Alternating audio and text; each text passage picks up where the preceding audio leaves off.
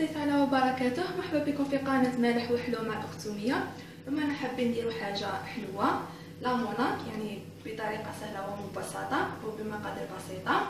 عندنا هنايا كاس حليب، نص كاس سكر، ربع كاس زيت، مغرف كبيره خميره تاع الخبز، عندنا هنايا لافاني وقشور حبه برتقال وفرينه على حساب ما نخلطو. بسم الله على بركه الله. نبداو نحطو الحليب، نخلطو مع السكر والزيت. هنايا ملاحظه الحليب، كاس الحليب يكونوا دفينا شويه. عندنا هنايا مغرف خميره تاع الخبز عفوا. نحطو كامل هذه المقادير، نبداو نضيفو الفرينه بشويه، كنحطو على عجينه تكون متماسكه ما تلصقش شويه.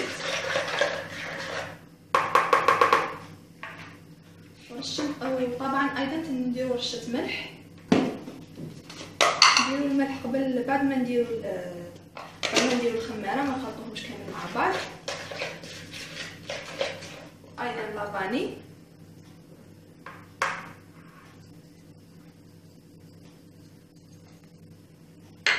هنايا راح نديرو قشور حبه برتقال، انا في الشتاء برتقال مليح. حتى هو راح نديروها بخام باتيسير نديروها بعصير برتقال. كي نقشرو ما نوصلوش حتى داك البياض، غير هذا اللون البرتقالي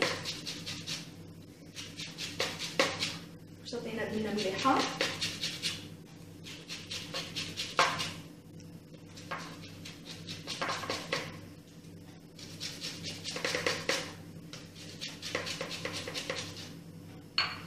هذا يكفي، متجيناش مرة. هاد المقادير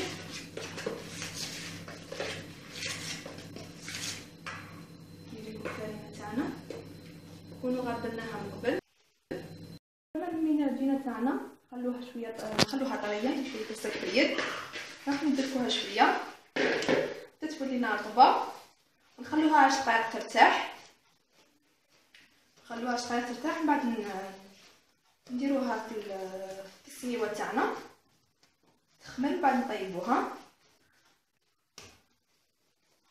بهذه الطريقه. بعد ما العجينه تاعنا هيالي دلكناها شويه، شوفوا كيفاش راهي رطبه. راح نخلوها شويه ترتاح، خلوها ترتاح. بعد راح نقرصها في سنيوه، ونخلي نسخن الفرن على نسخنها شويه، بما انه رانا في فصل الشتاء باش تخمر. بما انه تخمر راح ندخلها الفرن ونشوفوها كيفاش جات. بعد ما كما راكم تشوفوا خبزت لامونه هنا تاعي، درتها على شكل 2 تاع القريصه تاع العجين. نخلوها تخمر. انا كيما قلت لكم راني مسخنه الفرن، نخليه يسخن باش بخاف تطلع لي. نسخنها، كي نشوفها تخمر نطيبها. كل وحده على الفرن تاعها، لازم نحمروها من فوق ومن تحت. ملاحظه ثاني هنا، قبل ما كي تخمر عندها هنا بشويه حليب باش تحمر لي بالخف. ونروحو نوجدو كريم باتيسير اللي قلنا غادي نديروها بعصير البرتقال، بما انه درنا قشور البرتقال فيها. تاعنا هيالي راح نديرو كريم باتيسير. عندنا هنايا السكر حسب الذوق، عندنا هنايا 2 كيسان عصير برتقال، قلنا راح نديروها بالعصير البرتقال. عندنا هنا ملعقه زبده و 2 ملاعق كبار ونص ماء الزينه النشاء. غنخلطوهم كامل حتى نديروهم فوق الماء حتى يعقدوا لنا، نديرو فوق النار عفوا حتى يعقدوا لنا، ونحشو بهم في الوسط كامل لامونه تاعنا، ونشوفوها في طبق تقديم ان شاء الله.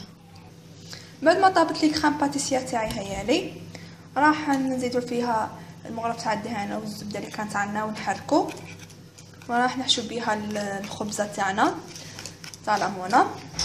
راني وجدتها وقطعتها. نحشي لامونه، نضع الكريم باتيسير تاعي في لامونه تاعي، وشوفوها بطريقه تصدر في صحن التقديم ان شاء الله.